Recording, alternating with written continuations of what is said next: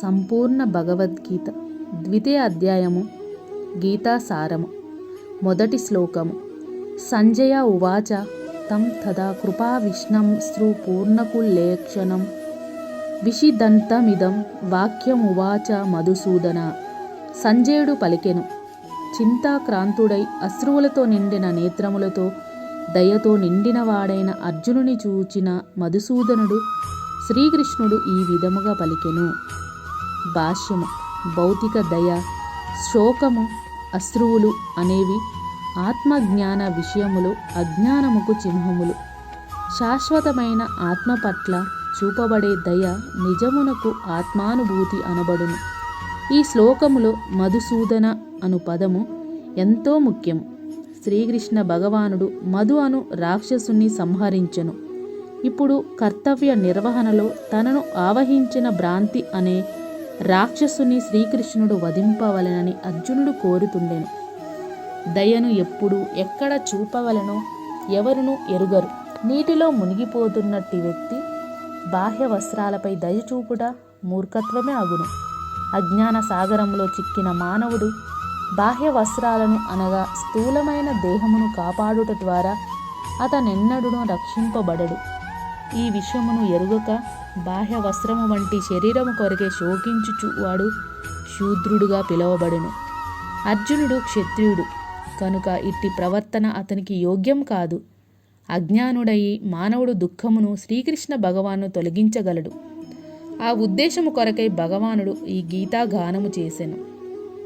పరమ ప్రాముఖ్యుడైన శ్రీకృష్ణుడి చేత వివరించబడినట్లుగా భౌతిక దేహము మరియు ఆత్మకు సంబంధించిన విశ్లేషణాత్మక అధ్యయనముతో ఆత్మ సాక్షాత్కార శాస్త్రమును ఈ అధ్యయనం మనకు బోధించును. మానవుడు ఫలాపేక్ష లేకుండా కర్మలను ఆచరిస్తూ నిజమైన ఆత్మతత్వ విషయములో స్థితుడైనట్టి వానికే ఈ ఆత్మానుభూతి సాధ్యపడును. రెండవ శ్లోకము. శ్రీ భగవానుచ కుతస్వ కష్మలమిదం విషమే సముపస్థితం అనార్య జుష్టమస్వర్గం కిమ కీర్తకరమర్జన్. శ్రీకృష్ణ భగవానుడు పలికెను. ఓ ప్రియమైన అర్జున, ఈ క్లిష్ట సమయమున ఇట్టి కల్మషము నీకు ఎక్కడ నుండి దాపరించినది? జీవిత విలువలను ఎరిగిన మానవునకు ఇది ఏమాత్రము యోగ్యం కాదు. ఇది ఉన్నత లోకములకు దారి తీయదు, సరికాదు గదా, అపకీర్తిని కలిగించును. భాష్యము. శ్రీకృష్ణుడు దేవాది దేవుడుకు భిన్నము కాదు కనుకనే శ్రీకృష్ణుడు భగవద్గీత అంతటా భగవానునిగా పేర్కొనబడెను. పరతత్వానుభూతిలో భగవానుడే చరమాంశము.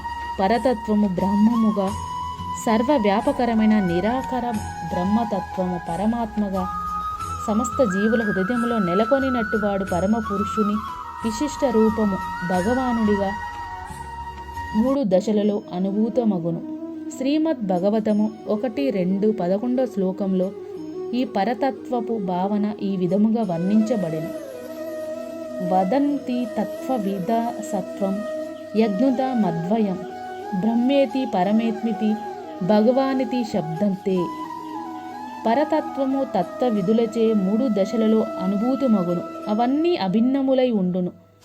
పరతత్వపు అట్టి వివిధ దశలై బ్రహ్మము, పరమాత్మ, భగవానునిగా వ్యక్తము కాబడును. ఈ 3 దివ్య అంశములను సూర్యుని ఉదాహరణతో చక్కగా వివరించవచ్చును. సూర్యునిలోని సూర్యకాంతి, సూర్యబింబము, సూర్యమండలము అను ఈ 3 భిన్న అంశములు ఉండును. సూర్యకాంతిని మాత్రమే అధ్యయనం చేసేవాడు ప్రాథమిక విద్యార్థి కాగా, సూర్యబింబమును అనగా ఉపరితలమును అవగాహన చేసుకొనివాడు అంతకంటే మరింత అధిక అభివృద్ధి సాధించిన ఉన్నత విద్యార్థి అగును. కానీ సూర్యగ్రహంలో ప్రవేశించగలిగినవాడు అత్యున్నత విద్యార్థి అగును. కేవలము సూర్యకాంతిని అనగా దాని విశ్వవ్యాపకత్వము గూర్చి, ప్రకాశవంతమైన దాని నిరాకార కాంతిని గూర్చి మాత్రమే అధ్యయనం చేసి సంతృప్తి చెందు సాధారణ విద్యార్థులను పరతత్వపు బ్రహ్మానుభూతిని పొందిన వారితో పోల్చవచ్చును. మరింత అధికముగా పురోగమించిన విద్యార్థి సూర్యబింబమును గూర్చి ఎరుగగలుగును. కనుక అట్టి సూర్యబింబంతో పరతత్వపు పరమాత్మ జ్ఞానము పోల్చబడెను. సూర్యమండలంలోని ప్రవేశించగలిగిన విద్యార్థిని పరతత్వపు రూపకల్షణము అనుభూతి చెందిన వారితో పోల్చవచ్చును. కనుకొనే పరతత్వ అధ్యయనములో నెలకొనిన వారందరూ ఒకే విషయమును సంబంధించి అధ్యయనములో నెలకొనినప్పటికీ పరతత్వపు భగవానుడగు లక్షణమును అనుభూతి చెందినట్టి భక్తులే ఆధ్యాత్మికవాదులు, అత్యున్నత తత్వజ్ఞాన సంపన్నులదగుదురు. సూర్యకాంతి, సూర్యబింబము, సూర్యమండలములోని అంతరకర్మలు అభిన్నములైనను ఈ 3 వివిధ దశలు విద్యార్థులు ఒకే తరగతి చెందినవారని మాత్రమే చెప్పరాదు. పరమ ప్రామాణికుడు వ్యాసుదేవుని తండ్రి అయిన పరశురాముని చేత భగవానుడు అను సంస్కృత పదము చక్కగా వివరించబడెను. సమస్త సంపదలు, సమస్త శక్తి, సమస్త కీర్తి, సమస్త సౌందర్యము, సమస్త జ్ఞానము, సమస్త వైరాగ్యము సంపూర్ణముగా కలిగిన పురుషుడే భగవానునిగా పిలువబడును. గొప్ప ధనవంతుడు, గొప్ప శక్తివంతుడు, గొప్ప సౌందర్యవంతుడు, గొప్ప కీర్తిమంతులు, గొప్ప జ్ఞానవంతులు, గొప్ప వైరాగ్యవంతులు వంటి అనేక ఉన్నప్పటికీ ఎవరినూ తాము సమస్త సంపదలను, సమస్త శక్తులను సంపూర్ణంగా కలిగి ఉన్నట్లుగా చెప్పలేరు. శ్రీకృష్ణుడు దేవాది దేవుడు అయినందున అతడు మాత్రమే అలా చెప్పగలడు. బ్రహ్మ, శివుడు లేదా నారాయణుతో పాటు ఎవరును శ్రీకృష్ణునితో సమానంగా సంపూర్ణ విభూతులను కలిగి ఉండరు. కనుకనే బ్రహ్మ సంహితలో శ్రీకృష్ణుడే దేవాది దేవుడని స్వయముగా బ్రహ్మదేవుడే నిర్ధారించి తెలిపెను. అతనితో సమానుడు గాని అధికుడు గాని ఇతరులు ఇంకెవ్వరూ ఉండరు. అందుకే గోవిందుడు ఆదిదేవుడు లేక భగవానుడు, అతడే సర్వకారణములకు మూలాకారణుడు. ఈశ్వర పరమ కృష్ణ సచ్చిదానంద విగ్రహ అనాదిరాదిర్ గోవింద సర్వకారణ కారణం. భగవాను లక్షణములు కలిగిన వ్యక్తులు అనేకులుండవచ్చును. అయినను ఎవరును శ్రీకృష్ణుని అధిగమించలేనందున శ్రీకృష్ణుడు పరమ పురుషుడు, అతడు సచ్చిదానంద విగ్రహుడు, అతడే ఆదిదేవుడైన గోవిందుడు, సర్వకారణములకు కారణుడు. శ్రీమద్ భాగవతంలో కూడా దేవాది దేవుని పలు అవతారముల పట్టిక అందించబడెను. కానీ శ్రీకృష్ణుడు మాత్రం స్వయం దేవాది దేవునిగా వర్ణించబడెను. అతని నుండి అనేక అవతారములు మరియు వివిధ స్వాంశ రూపములు విస్తరించును. ఏతే చంశంకల పుసం కృష్ణ భగవాన్ స్వయం ఇంద్రదారి వ్యాకులం లోకం రుణయుంతి యుగే యుగి. ఇక్కడ పేర్కొనబడిన ఆదిదేవుని అవతారములన్నీ అతని సంశవాతరము లేక సంశాంశ అవతారములు అయి ఉండెను. కానీ శ్రీకృష్ణుడు మాత్రమే స్వయం భగవానుడు. కనుకనే శ్రీకృష్ణుడు ఆదిపురుషుడు మరియు పరతత్వ స్వరూపుడు. అతడే పరమాత్మకు నిరాకార బ్రహ్మకు మూలతత్వము.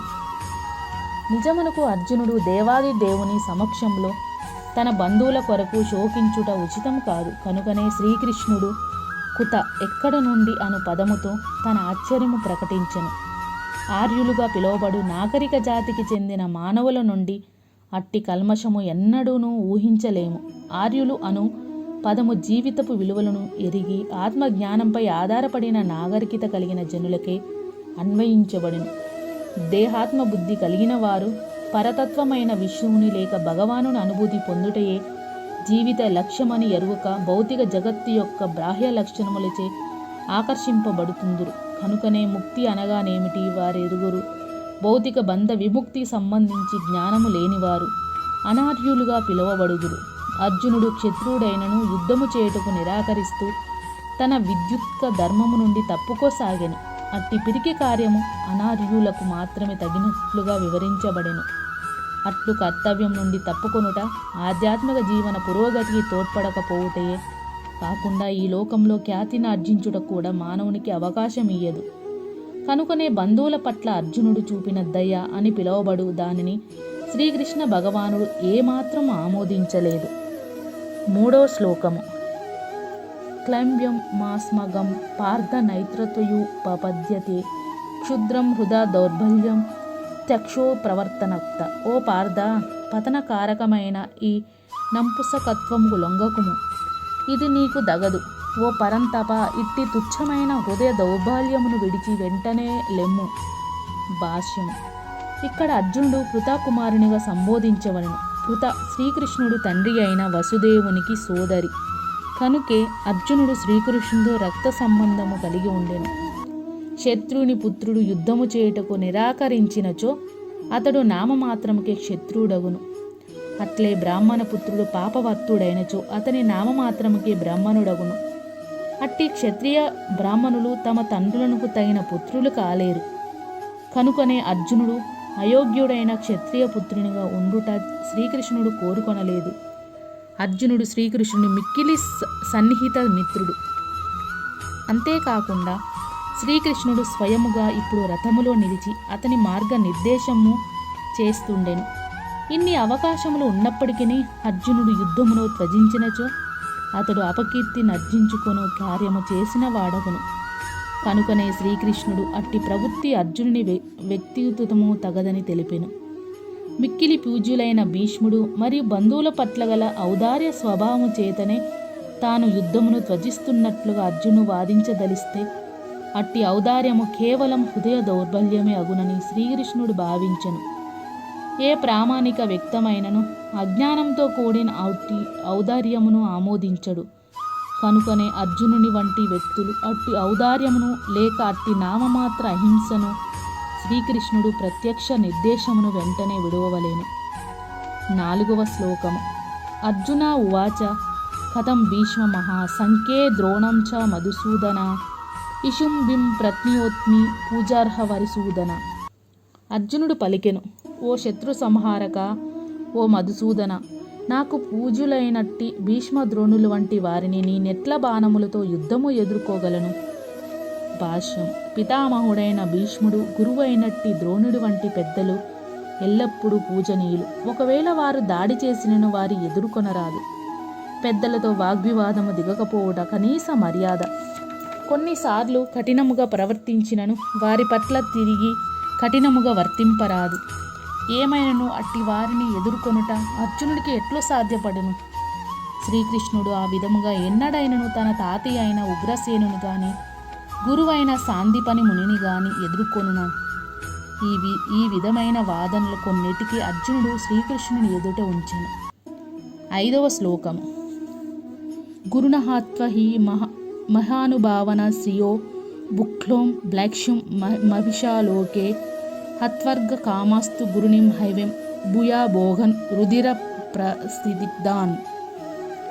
నా గురువులైన మహాత్ములు ప్రాణములను ఫనముగా పెట్టి జీవించుట కంటెను ఈ లోకంలో భీష్మమెత్తి జీవించుట ఉత్తమము.